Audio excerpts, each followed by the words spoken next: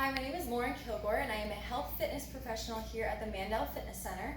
And today's What's topic is going to be on the ketogenic diet, and basically what the ketogenic diet is, and we're going to talk a little bit about is it necessary for weight loss. So here's a little bit of an outline we're going to go over. So number one, we're going to start with some key terms, some definitions to give you a better understanding of keto.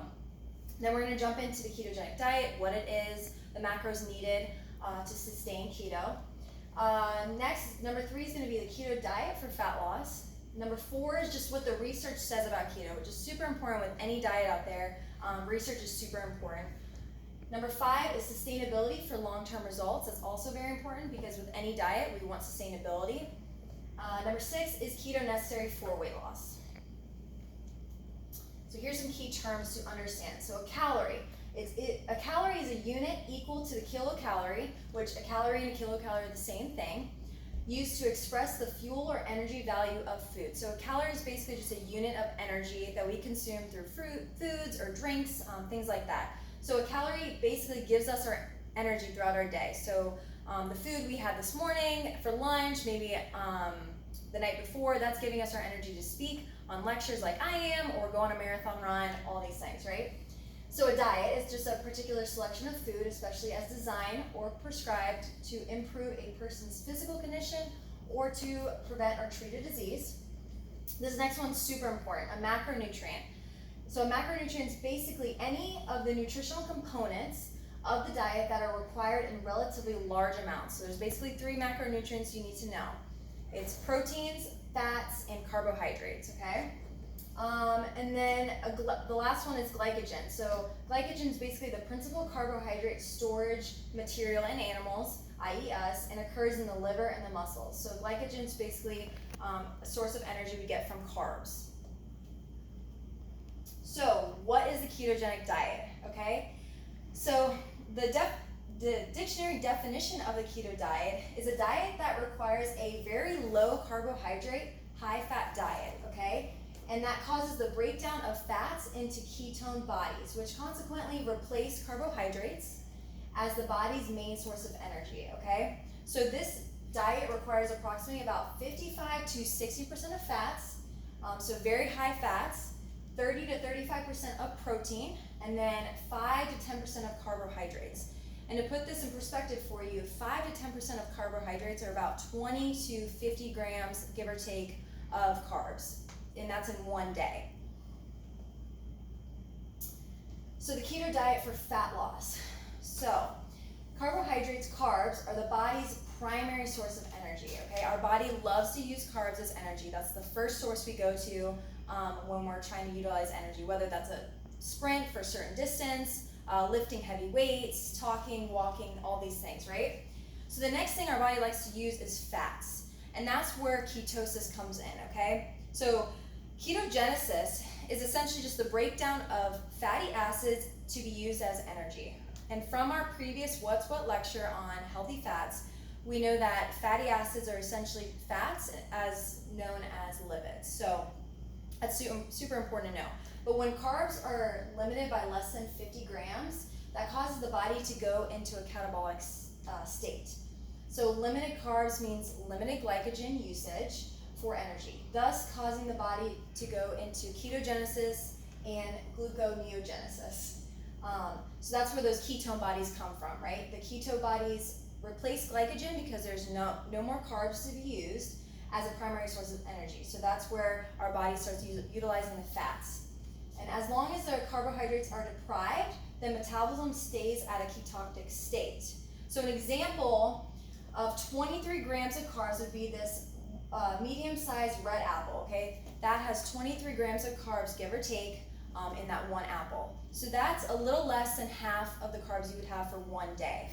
To give you another example, one medium-sized banana has about 27 grams of carbs in that one banana. So that's a little over half of the recommended carbs for your day. So keep that in mind when it comes to keto. As we know, fruits and vegetables are a great source of minerals, vitamins. They give us a lot of energy. They taste great. They're really healthy for you. So just keep that in mind when you're thinking about keto. Sometimes it's not always about the carbs. It's more so about what you're putting into your body. So, what does the research say about keto? So the ketogenic diet has gained immense popularity over recent years due to the short-term effect on weight loss, despite limited evidence of its efficacy and risks. So we have a lot of short-term evidence of weight loss in the ketogenic diet, but we do not have enough evidence to support long-term. So what does that really mean, right? So within the first 6 to 12 months of keto, research shows decreases in blood pressure and triglycerides, as well as an increase in weight loss. But despite the diet's favorable results regarding the effect of HDL, which that's the good cholesterol, there's also an increase in LDL, which is the bad cholesterol, and a very low density lipoproteins, which may lead to cardiovascular risks. So usually that high LDL, so that bad cholesterol, is due to saturated fats, trans fats, basically the unhealthy fats we don't want to consume. We want less than 10% of those fats in our diet. So a lot of people, the controversy with keto comes with a lot of people are giving up the fruits and vegetables because they're higher in carbs and going more towards the saturated trans fats, those unhealthy fats, because they're just trying to increase their fat intake. So, sustainability for long-term results. So let's talk about sustainability. So it's super important with any diet you come across, whether that's the South Beach diet, intermittent fasting, keto, I mean everything. Sustainability is so important for long-term results because it is a lot easier to initially lose the weight. The hard part is actually keeping the weight off. And that's what we want to give that knowledge to many other people, because at the end of the day, you can lose that weight fast, but are you going to be able to keep it off long-term and really improve your health? So the long-term health implications, so 2+ years, are not well known due to the insufficient evidence to support literature. So we don't have enough evidence to support any research more than 2 years. So minor short-term side effects of ketogenic diet are headache, fatigue, there's some nausea, dizziness, insomnia, and low exercise tolerance, also known as the keto flu. And there's a lot of research out there that suggests that the keto flu is not only just that initial first weeks of starting keto, it actually can extend from weeks to months. So you might even see symptoms like this for an extended period of time. There's also brain fog people have seen, so that's just to keep in mind with the keto.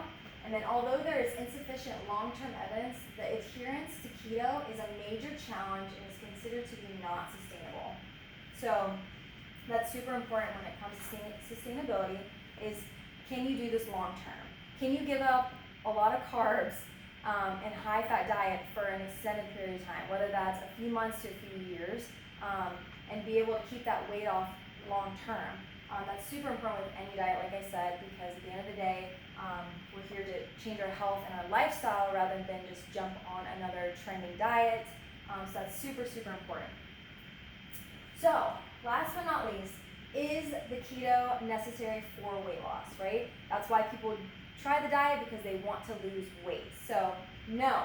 However, the key to weight loss is a caloric deficit with any diet, okay? Is being in that deficit, the calories, the deficit within their calories. So, which is done through various diets, nutrition programs, and the counsel of a registered dietitian or a primary physician. So, basically, I don't know if you've ever heard the term of calories in versus calories out, but basically burning more calories than you're consuming in your day will cause you to lose weight, which that's super important. I feel like a lot of people don't understand diets well, and a caloric deficit is genuinely the only way to lose weight. So when you're restricting a whole food group, like a carb, most likely you're consuming less calories than you're burning. So that's super important to know. The important concept to understand when it comes to long-term weight loss is sustainability, like I've been talking about. If you feel like keto is something that you can sustain for months to years, then that's awesome. And honestly, you just have to find the right diet for you. That's why talking to a registered dietitian or a primary physician on ways you can lose weight is awesome, because they are the professionals. They understand all these diets very well because they've prescribed them to people. And your lifestyle, your work, your family life, that all plays a huge factor with the right diet. Because if you're limiting your carbs and you're doing some hard exercising outside with work, you're probably not going to feel so good throughout your day. So that's super important to know. And if a low carbohydrate, like keto, is sustainable during and after weight loss, has been achieved, then there will be higher success for long-term results. So at the end of the day, it's just about those long-term results that we want to see as a society and as Americans, because our diet is primarily high carb. So it's finding that balance in the middle, enjoying your carbs, but also being active, moving more, eating whole foods, eating more complex carbs rather than the simple, the processed carbs. We want to eat a well-rounded diet as a whole. So that is all, and if you have any questions, you can email us at the Mandel Fitness Center at townofpalmbeach.com, or you can call us and leave us a message at 561-227-6363. Thank you so much for tuning in.